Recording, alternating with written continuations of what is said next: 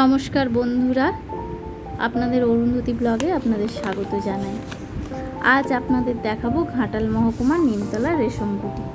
এই রেশমকুটি প্রায় 1840 থেকে 1850 খ্রিস্টাব্দে তৈরি করেছিলেন কৃষ্ণমোহন গুণ।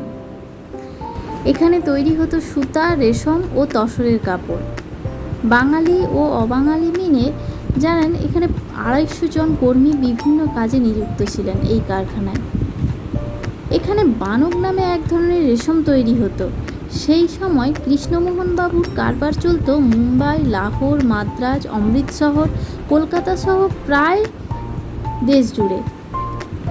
তাই খুব কম সময়ের মধ্যেই মেদিনীপুর জেলার প্রধান জমিদারের মধ্যে নিজের নাম তৈরি করেছিলেন তিনি।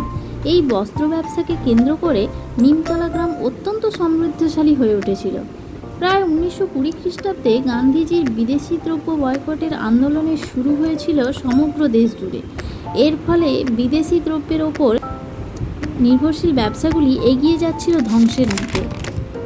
রাধানগরী আড়ঙে সূক্ষ্ম সুতা ইউরোপের ম্যানচেস্টার বন্দর থেকে আমদানি হতো, তা বন্ধ হয়ে যায়। সুতরাং বিদেশি বাজারের উৎপন্ন সুতার বস্ত্র কমতে থাকে। মিলে তৈরি সুতার বস্ত্রের কাছে হাতে তৈরি সুতার বস্ত্র টিকতে পারেনি। তারপর বন্ধ হয়ে যায় রেশমকুটির বস্ত্র শিল্পের ব্যবসা। এছাড়াও বিলুপ্ত হয়ে যায় এই রেশমকুটির কথা।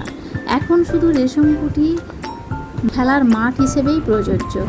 আমিও এই রেশমকুটির ইতিহাস জানতাম না, আমি আমার শাশুড়ি মায়ের কাছ থেকে শুনেছি।